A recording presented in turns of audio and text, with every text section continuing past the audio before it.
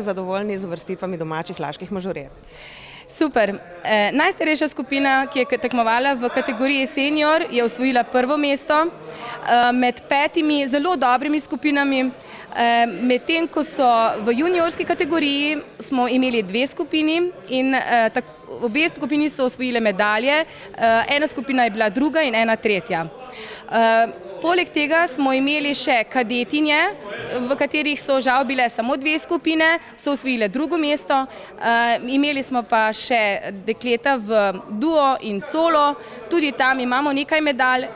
Anja Šrot je v solo osvojila 3. mesto, potem pa imamo še Anja Šrot in Urška Brinovec v paru, 3. mesto in pa, oziroma drugo mesto, Sabina Seme in Tamara Zajc pa 3. mesto.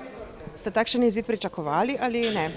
Ne, moram reči, da smo si želeli kakšno medaljo, ker smo na domačih tleh, ampak nismo upali napovedovati takšnega rezultata, tako da smo toliko bolj veseli.